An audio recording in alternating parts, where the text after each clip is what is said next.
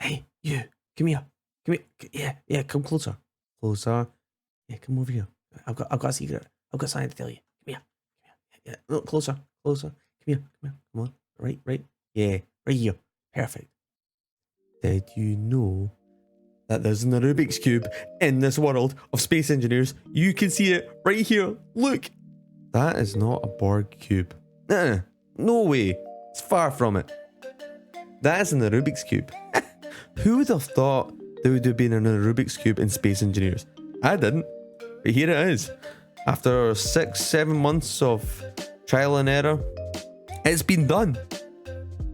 It's sitting there waiting for one of you beautiful people to come along and solve it. And when you do, share it with me. Share the progress with me. This world will be up in the workshop after this video, and I want you to come along, solve it, take a picture, share it either on my Twitter or on my Discord. The link to all of those will be in the description below. So come along and solve it. I dare you. I triple dare you. It's quite exciting. I've enjoyed it. I've spent hours doing it. Now that we've got all of that out of the way, let's get into how it's been done, how it's been made, and something I didn't expect. Something that I thought Clang would just say no, but he said yes. Lord Clang has looked down upon this and went, I'm going to allow this. I'm going to allow you to use those to make this work. What am I talking about? Here, I'm going to show you. It's cool. So here's the finished project. Okay, just a cube. But there's been several different variants of this cube. I'm going to show you the first one because just to show you the progress. So this was it. This was the initial concept of how it was going to work. We were going to use connectors to connect them all together, hoping that the magnets would keep them together. So all the cubes on the sides are floating. They're just being pasted in, moved about, and then connected into the connectors. Except from the initial core bits.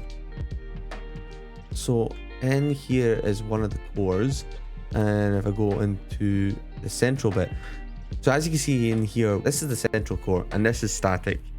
It doesn't move, it doesn't rotate, it doesn't do anything. And then from here we have the initial colors. So we've got the blue, red, yellow, everything like that. And then out from there,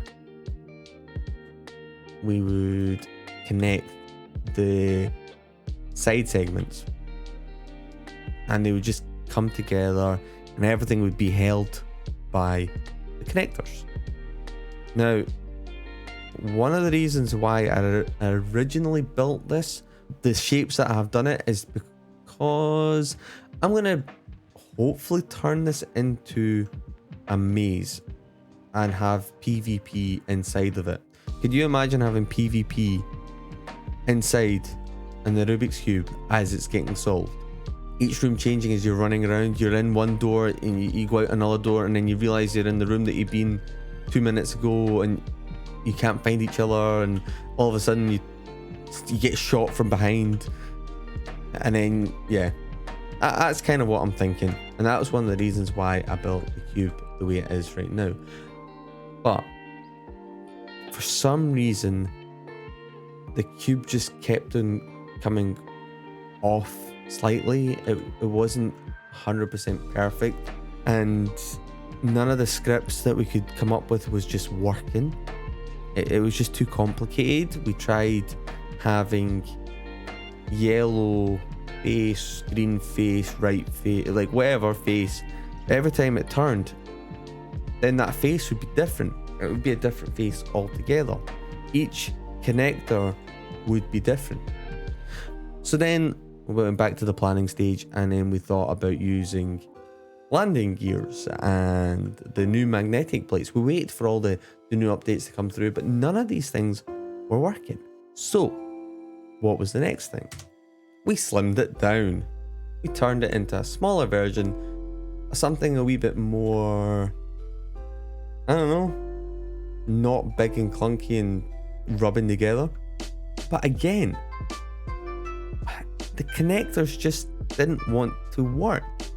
Now, as you can see here, it looks like it would work. It looks like it would rotate. We have rotors in the middle. Everything's there. Again, it just, Space Engineers physics wouldn't allow the connectors to turn. They just kept on rubbing off each other. The another idea was to add pistons. Piston would make a whole side go out and then come back in. But no, it just, nothing we did would work. So we moved on from there. And then we ended up with the final project. And the funny thing is, I didn't expect this to work. I didn't even know this was a thing. But using rotors instead of connectors, instead of hinges, instead of anything else for this to work, rotors are amazing.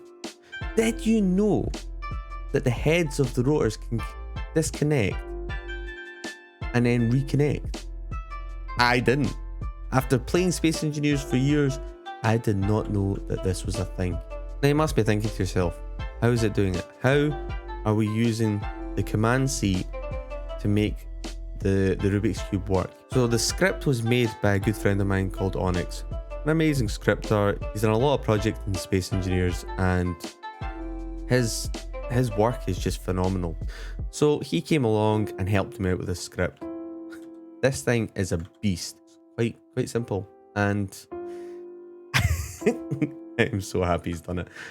But the way it works is there's no set faces, there's no set names or anything like that. It's so simple as in each rotor facing a certain way will disconnect and turn. So all these rotors facing up, they're the ones going to turn when I do up. Simple enough. All the rotors here facing right, when I press the right button, they're all going to disconnect and turn. I'm going to jump over and press one of the buttons and I'll show you what it's like. The way this works is you need to be in the Command C and you need to use the hotbars. There's 2 sets of them and it's easier if you go into Spectator, F7, and then get yourself lined up, and F8, and then you can work yourself around. Now inside, whilst you're in the Command seat and you're spectating, you can see this for yourself. I'm going to press one of the buttons and you can see that the heads have come apart from the rest of the rotors and the middle one's still connecting but turning. Now if you come up here, it connects again. No clang, no nothing. It just happened. Let's press another button. Oh, that's that side moving again. The rotor heads have disconnected, turning around, and then connects. Can't get any simpler than that. Seriously, like oh, there's the bottom one. Look at that. Look at how easy that is. Seriously, like no clang, no friction, no getting stuck, nothing. It just works. I did not know that rotors can do that. There you go. That is my deepest secret about Space Engineers. I didn't know rotor heads could disconnect and reconnect. It makes life so much easier. The projects I'm going to do with this, I can't wait. But that is the basics of this Rubik's Cube. Now you must be asking yourself, how do we connect this command seat to that Rubik's Cube? Well, it is through another script. And this one is pretty simple. That's it. That little script and that big script, both together, is all you need for that to work. Again, a massive thanks to Onyx. This guy made it finally work. I am so happy. I love you, man. You're awesome. But teamwork makes the dream work. Now, Can you solve the Rubik's Cube?